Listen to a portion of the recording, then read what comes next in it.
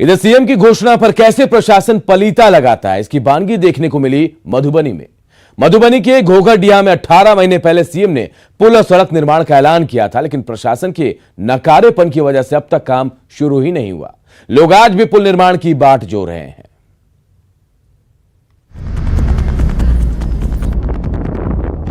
जो ग्राम संपर्क योजना हम लोगों की है, राज्य सरकार की अपनी, उस योजना के माध्यम से इस टोले खतवे टोल तक सड़क का निर्माण कराया जाएगा। फिर धनखोर बसावट को परसा गुरगामा पथ में संपर्कता प्रदान की जाएगी, उसको भी जोड़ दिया जाएगा। और घोघरडीहा महादेवा गढ़वा पथ का शीघ्र ही इसका फिर से निर्माण कराया जाएगा और यह पथ ग्रामीण कार्य विभाग का है। और आप जान लीजिए, मधुबनी के घोघरडीहा दौरे पर करीब 18 महीने पहले पहुंचे सीएम नीतीश कुमार की ये वो घोषणा है जिस पर तालियां खूब बरसी थी। घोघरडीहा प्रखंड में भूतही बलान नदी से घिरे करीब आधा दर्जन गांव के लोगों की उम्मीदें भी जगी थी। उम्मीदें 3 दशकों से सड़कों और पुल का इंतजार खत्म होने की, लेकिन सीएम की घोषणा के 18 महीने बीतने के बाद भी लोग पुल निर्माण की बाट जोह रहे हैं। यहाँ के पुल निर्माण के लिए माननीय मुख्यमंत्री जी 19 जनवरी को घोघरडीहा में स्वतंत्रता सेनानी स्वर्गीय अनंत लाल कामत की मूर्ति अनावरण समारोह में स्वयं घोषणा किए थे कि यहाँ पर पुल और सड़क का निर्माण होगा। अभी तक कोई ऐसा चहल पहल नहीं देख रहे हैं जिससे हम लोग समझे कि माननीय मुख्यमंत्री जी की घोषणा सफल होने वाला है या साकार रूप लेने वाला है। 1987 के बाढ़ में पुल टूटने के बाद पिछले 30 सालों से कई आंखें बूढ़ी हो गई हैं पुल और पक्की सड़क का इंतजार करते करते। आने जाने के लिए नाव और चचरी पुल ही एकमात्र सहारा रह गया है। जाय में सर दिक्कत है छे, पुल बनल छले टूट गेले, 87 में पुल बनल छले टूट गेले, आ बड़ समस्या खराब छे हमरा और का जाने है छे। इतना 30 बरस से ऊपर भए गेल सर। इतना पुल 87 में से टूटले ते यहाँ से कतो किछ नहीं भेले है। इतना एकदम गांव घर एकदम खत्म छे। पुल लगा इतना सब कब छे परेशान। अब इसे जिला प्रशासन का नकारापन ही कहेंगे कि सीएम की घोषणा के बावजूद जिला प्रशासन के अधिकारियों में कोई सुगबुगाहट नजर नहीं आ रही है। वहीं स्थानीय विधायक आश्वासन से काम चला रही हैं, वो भी अपने पति की जुबान के सहारे। बरसात के तुरंत बाद इसमें हाथ लगेगा, कोई इसको रोक नहीं सकता है। हमारे पास पूरा दस्तावेज है, इसका शुरू से अंत तक का दस्तावेज है, कोई झुठला नहीं सकता है हमको। सवाल है कि सीएम की घोषणा के 18 महीने बाद भी क्यों सोया है प्रशासन?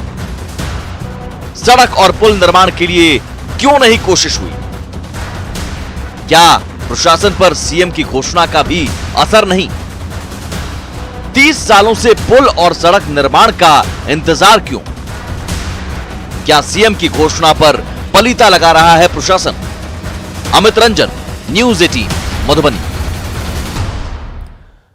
और बात तो उस हादसे की जहां थोड़ी सी चूक अगर होती तो कई लोगों की जान भी जा सकती थी। जी हां, गोपालगंज में सारण बांध की मरम्मती के दौरान उस वक्त बड़ा हादसा टल गया जब तटबंध की मरम्मती में लगी बड़ी नाव नदी की तेज धारा में डूब गई।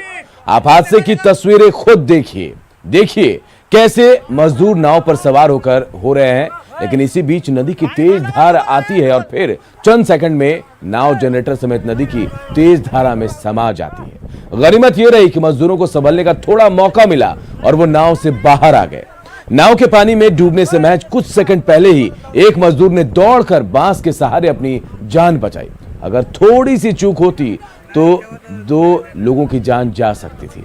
इस हादसे में 2 मजदूरों को सकुशल बाहर निकाल लिया गया। घटना बरौली के देवापुर के मलंग बाबा स्थान सारण बांध की है। नाव हादसे में बाल बाल बचे दोनों मजदूरों ने राहत की सांस ली है।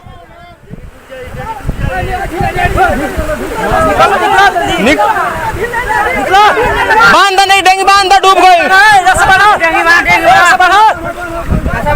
बना बना बना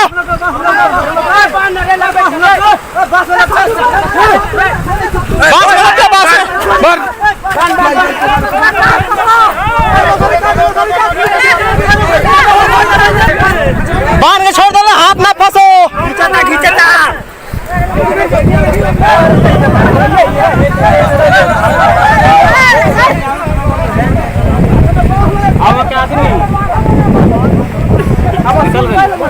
बोतल होते गए लोग। लश्कर का इंजन नाव था, बाइलिंग का काम हो रहा था। इसी तरह नाव बचा के जान हम लोग उतरे, उसके बाद नाव कहाँ बांध बना जा रहा है? ये बांध देवपुर है, पुराना देवपुर का दीवान है, मोरी के पास मलंग बाबा का स्थान है। बिहार में गुरुवार को 2 जगहों पर नाव हादसा हुआ। छपरा में बाढ़ के पानी में नाव पलट गई, जिसमें 2 लोग लापता है। हादसा अगोथर गांव में हुआ। नाव पर 6 लोग सवार थे, जिनमें से 4 को स्थानीय लोगों ने बचा लिया। घटना उस वक्त की है जब सभी लोग नाव से दूसरी तरफ जा रहे थे। वहीं कटिहार में गंगा नदी में नाव पलटी, जहां 6 लोग लापता है। नाव पर कुल 12 लोग सवार थे।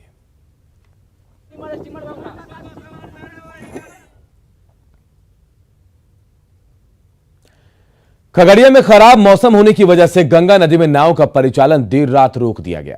हालांकि प्रशासन के इस फैसले का खामियाजा उन लोगों को भुगतना पड़ा जो गंगा पार मथार गांव से पूजा का सामान खरीदने खगड़िया शहर आए थे। गंगा में नाव परिचालन बंद होने से इन सभी को रहीमपुर के सोनवर्षा घाट पर ही रात बिताने की मजबूरी आ गई। इन लोगों से बातचीत के हमारे सहयोगी दिग्विजय ने। खगड़िया में मौसम खराब होने के कारण जिला प्रशासन ने एहतियात बरतते हुए जो नाव चल रही थी उसको परिचालन पर रोक लगा दिया, जिसके कारण हम इस समय खड़े हैं सोनवर्षा घाट पर, जहां दिखा सकते हैं कि परिचालन के रोक के बाद जो लोग यहां पर हैं इस घाट पर फंसे हुए हैं। और जो प्रशासन के जो रोक लगाई गई है, जो लोग ये मथार दियरा के रहने वाले हैं, सभी लोग नाव के सहारे ही आवागमन करते हैं यहाँ पे। क्योंकि तेज़ हवा के कारण नाव का परिचालन नहीं हो सकता था, इसलिए ये लोग सुबह तो बाजार करने के लिए खगड़िया शहर आए थे, लेकिन जैसे ही इनको शाम में फिर वापस लौटना था, अपने घर लौटना था अपने सामानों के साथ और जो पर्व है उसको ले करके, लेकिन जो अभी स्थिति है कि अंधेरे में उस घाट पे ही रुके हुए हैं। हम मथार से खगड़िया आए हैं। हम ही नहीं बल्कि मथार से तकरीबन 100 से 125 आदमी सुबह में पर्व होने के कारण यहाँ आए हैं। पर्व होने के कारण आए हैं। जब वहाँ से खगड़िया पहुँच गए, तेज़ हवा होने के कारण फिर नाव को समस्या बंद कर दिया गया जिला प्रशासन के द्वारा। जिला प्रशासन के द्वारा नाव की समस्या जब बंद कर दिया गया तो 10 बजे से सारे लेडीज़ जितना भी जेंट्स हैं सब घाट किनारे पे बैठा हुआ है। सड़क के लिए जिला परिषद के द्वारा आज से 4-5 महीने पहले 10 दिनों तक अनशन किया गया था, लेकिन प्रशासन कोई ध्यान नहीं दे रही है। जैसे ही इनके द्वारा फ़ोन किया गया कि हम लोग भूखे हैं, जो उपलब्ध था मार्केट में तुरंत हम लोग लेके आए हैं। अब इन लोग को अभी खाना शुरू किए हैं, बच्चों के लिए दूध की व्यवस्था की जा रही है। का जो आक्रोश है साफ तौर पे है यदि कि जनप्रतिनिधि ने यदि शहर का विकास किया हुआ रहता है, जो पुल यहाँ पर यदि ये दिए हुए रहते, इनको ये परेशानी आज नहीं झेलनी पड़ती। दिग्विजय कुमार, न्यूज़ 18 खगड़िया। खबर वैशाली के भगवानपुर से है, जहां वारिसपुर गांव जो है बाया नदी की बाढ़ के कारण पूरी तरह डूब गया है। आलम यह कि गांव का स्कूल, पंचायत भवन और आंगनबाड़ी केंद्र भी बाढ़ के पानी में डूब गया है। इसके चलते लोगों की मुसीबतें बढ़ गई हैं। लोग चारों ओर से बाढ़ के पानी में घिर गए और करीब बताया जा रहा है 5000 की आबादी बाढ़ की चपेट में है। लेकिन तकरीबन 1 महीने से बाढ़ का कहर झेल रहे बाढ़ पीड़ितों को अभी तक किसी प्रकार की सरकारी मदद नहीं मिली। वैशाली से राजीव मोहन की रिपोर्ट देखिए। चलिए, भगवानपुर प्रखंड के वारिसपुर गांव में हम खड़े हैं, जहां बाढ़ की स्थिति भयावह है। हमारे पीछे आप तस्वीर देख सकते हैं, ये स्कूल राजकीय बुनियादी विद्यालय वारिसपुर है, जो बाढ़ आने के कारण बाढ़ के पानी में डूब चुका है। इसके अलावा आप देख सकते हैं ये पूरा गांव वारिसपुर है, जहां बाढ़ के चपेट में, जिसके चलते लोगों की मुसीबत बढ़ी हुई है। इसके अलावा यहाँ पे एक पंचायत भवन है, वो भी पानी में डूबा हुआ है। तो इस तरह से पूरा इलाका जो है वो जलमग्न है। ये स्कूल भवन है, देखिए यहाँ पे पूरा पानी लगा हुआ है। मवेशी उस पार में है जहाँ तक पानी पहुंची हुई है। आंगनबाड़ी केंद्र है। तो इस तरह से जो भगवानपुर का इलाका है, भगवानपुर के इलाके में बाढ़ बिल्कुल अपने रौद्र रूप में है। लेकिन सबसे बड़ी मुसीबत यह है कि इनके सामने इनकी सुधि लेने वाला, जो इन इलाके में रहने वाले लोग हैं, उनका कोई देखभाल करने वाला, उन्हें कोई पूछने वाला अभी तक नहीं पहुंचा है। राजीव मोहन, न्यूज़ 18 हाजीपुर। हजारों घर प्रभावित है हमारे पंचायत में, जिससे काफी लोग हताहत में है कि हम लोग जैसे कहाँ जाए, क्या करे। चूरा मिठाई सब कुछ मिला जी नहीं, किसी तरह का कोई अभी तक नहीं मिला है। जिससे जैसे सारे लोग जैसे आक्रोश में है। पटना में गंगा का जलस्तर